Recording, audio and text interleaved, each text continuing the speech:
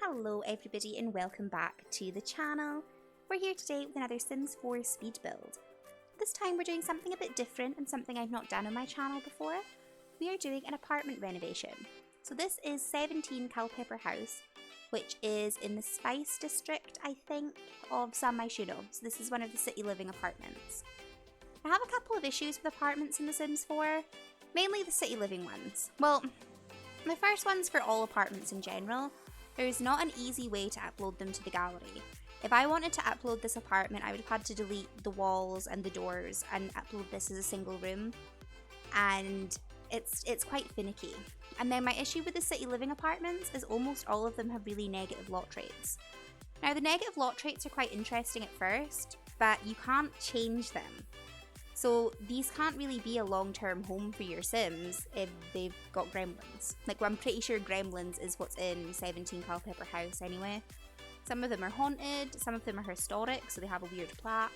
Some of them have rodents. You know, there's a lot of things. Now, they're fun, but, you know, they do get a bit grating after a while. So this apartment is not on the gallery, just because of the previous sort of issues I've mentioned. And to be honest, I don't really mind. This is more of a personal apartment anyway. The Sim you can see in the hallway, she's called Elise, I think. I can't remember her surname. But she's just someone I am playing in my own little save file. So, you know, I'm having some fun with The Sims 4 again. Recently I've been streaming The Sims 4 Strangerville, and we've been solving the mystery together. And it just got me thinking how much I enjoyed The Sims 4 and I haven't played it in a while. So, since I'm playing on my boyfriend's laptop just now and it runs and looks amazing, I decided I would have a little save just where I play for fun. You know, I don't make videos out of it, I don't, you know, turn it into a stream or anything, we're not doing challenges. I'm just having a good time and I'm enjoying it. It was nice just playing without pressure, I suppose. Although technically I have made content out of it because, you know, we've got a speed build here. It's going to be nice having something that's just for my Simbler as well. Before I started making videos on YouTube, I was really active on my Sims Tumblr. And I would post really in-depth stories about my Sims and, you know, take old screenshots and things. And I haven't really done that as much since I started making videos, because I'm telling the story through voice rather than through text. So it seems a bit strange to do it twice. I mean, I share all my videos there, but I know for a lot of my followers on Tumblr, that's not what they go on Tumblr for. You know, they want to see, like, text posts. So it's going to be nice having something that's just for Tumblr again. Like, I've not done that in a while, and I kind of want to get back to my Sims roots. In terms of the Sims 4 gameplay, that's something I want to discuss a little bit more in this video. Now, before we start, The Sims 2 is my favourite Sims game. It's my favourite in the franchise. I have played it since launch, and I'm still playing it today. So it's not a nostalgia thing, it's just a really good game. Now, the gameplay in The Sims 4 is something that is pretty heavily debated in the community. Some people love it, some people hate it. Personally, I wouldn't say I hated it. It's not my favourite. It's not bad though. I'm gonna say that now. It's not bad, it's just different. In the older Sims games, your Sims kind of dictated your story. You know, they had really big, powerful, impactful wants or wishes that dictated to you what they wanted to do in life. Their personalities were more fleshed out, they had more traits. There was more things that could kind of differentiate your Sim from the townies. Whereas in The Sims 4, you don't have quite the same amount of customization in terms of personalities. There's a very limited number of traits you have, there's also a very limited number of aspirations. The aspirations I also see as more short-term goals rather than something your Sim can work on for their whole life. And that's not bad, it just means as your Sim grows, their aspiration will probably change, which in turn does kind of mimic real life, you know? It does kind of reflect who you are as a person. The same person you are at 20 is not the same person you are at 60, so it's quite interesting that The Sims 4 is taking that approach and giving you the sort of reason for your Sim to grow as a person, or as a Sim, I suppose. Now, in terms of the Sim 4 gameplay, There is definitely a lack of lore in The Sims 4, and that's something I have an issue with. And there's also a lot of lack of depth and consequence. So in the older Sims games, things could go bad for your sim really quickly. Things could spontaneously happen that you have no control over, and it can turn your whole story around. You know, if you answer a chance card wrong in The Sims 2, your sim could be fired. You could lose the job you've been working on for their whole adult life. The Sims 4, there's chance cards, but it tells you the outcome of them, so you don't have to make a decision and possibly ruin your game.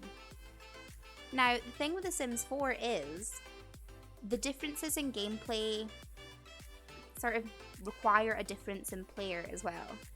In the older iterations of The Sims, as I said, your sim dictates your story, whereas in The Sims 4, you have to dictate the story to your sim.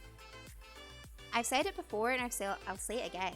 The Sims 4 is amazing for storytellers. And if you don't know what I mean, I'm going to suggest you go and have a look at the Sims 4 tag on Tumblr. There are some of the most incredible storytellers I've ever met. They can do so much with The Sims 4, and it's almost like we're not even playing the same game.